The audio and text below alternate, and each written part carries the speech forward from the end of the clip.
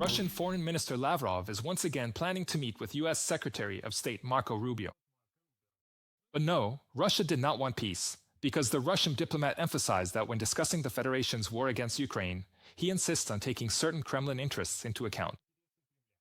And Lavrov called the potential transfer of frozen Russian assets to Ukraine, which is supported by Washington, a robbery. By the way, the Russian side does not consider the bloody seizure of Ukrainian lands to be robbery.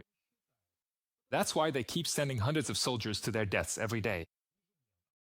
Why does Russia want another round of fake peace talks with Washington? And what methods is the Kremlin using to keep pressuring Kiev to surrender? Let's break it down now. So, the first method of pressuring the Ukrainian state is to throw massive numbers of troops at Ukraine's defensive lines. According to Ukrainian President Volodymyr Zelensky, in October, Russian forces suffered their highest losses since the start of the war against Ukraine. In just 1 month, Ukrainian forces eliminated more than 25,000 Russian soldiers. And unlike the boastful reports from the other side, Kiev has proof. There is video evidence of every elimination, since the Ukrainian armed forces use various types of drones for this process. 25,000 losses, 200 of their enemy in the month of October. All thanks to drones. Here, the number is precise, because everything is backed up by video evidence. As you know, we have a program, and we award extra points for actions that are confirmed by video. That's why the number here is precise. Plus, if we count those without video confirmation, that's another 2,000 to 3,000. This is the highest number of Russian losses in a single month since the start of the full-scale war. It's no secret that today Russia's main goal is to capture Pokrovsk as soon as possible. For this, they are pulling in thousands of soldiers there, turning them into expendable material for yet another so-called grand offensive. Volodymyr Zelensky emphasized that for Moscow, it's important to show at least some kind of success and to maintain the myth that it is supposedly still capable of capturing Donbass. It is precisely this propaganda effect, according to the president, that the Kremlin is trying to use to influence the West's position, to slow down sanctions or weaken support for Ukraine. Meanwhile, analysts from the Institute for the Study of War note that the pace of Russian troop advances in the Pokrovsk direction has noticeably slowed. However, the aggressor country, as usual, will try to cover up its failure with yet another wave of offensives. In the coming days, Russian troops will likely accelerate the pace of offensive operations toward Pokrovsk as they continue to strengthen defenses and establish logistics in the city, according to the Institute for the Study of War report. And even though the losses of the Russian army are already breaking all records, it seems that no one in the Kremlin is concerned about it. They remain unfazed by the number of so-called irretrievable heroes, but are seriously nervous about sanctions and the discussions about transferring frozen Russian assets to Ukraine. According to Politico, citing sources, the European Commission is gathering representatives of the Belgian government to coordinate the use of these assets. And most of them are kept in the Euroclear depository. Brussels is currently holding up the process. The Belgians are afraid of lawsuits from the Kremlin. But unexpectedly, Norway picked up the initiative. They are considering the possibility of using the National Wealth Fund as a guarantee for an EU loan to Ukraine by 100 billion euros.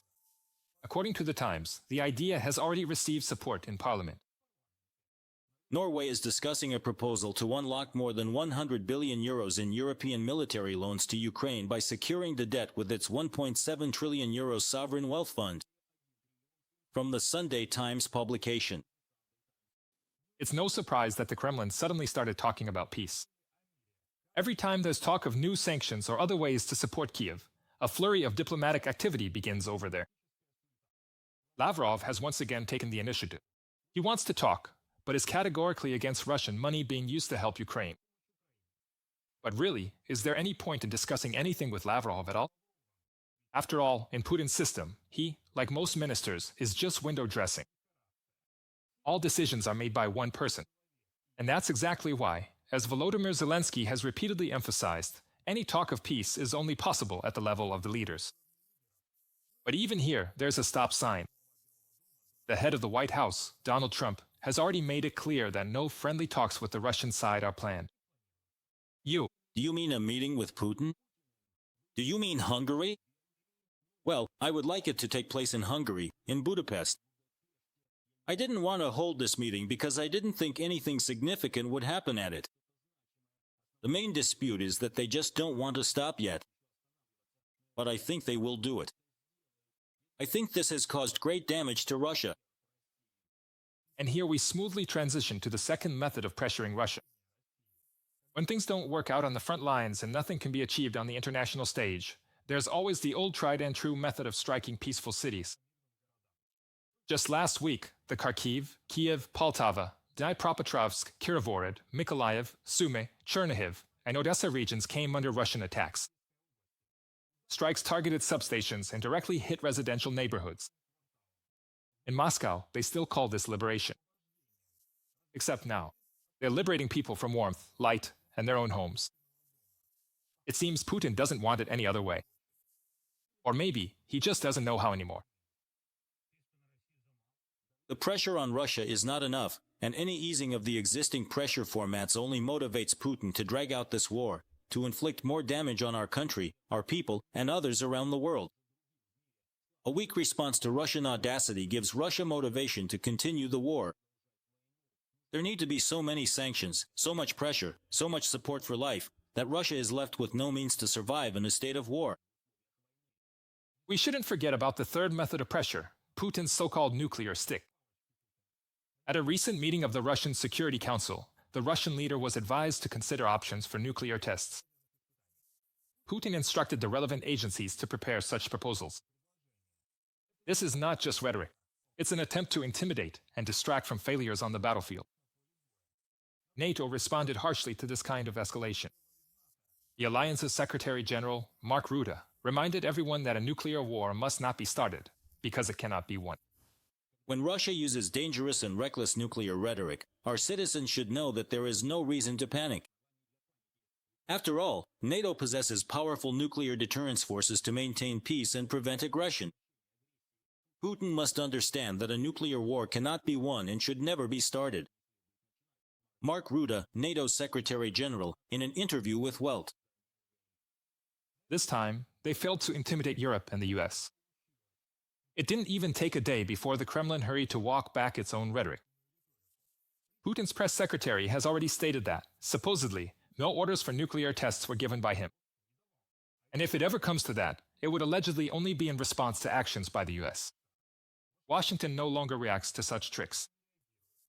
Let me remind you, on November 5th, the US Air Force Global Strike Command conducted a test launch of an unarmed intercontinental ballistic missile from Vandenberg Base in California.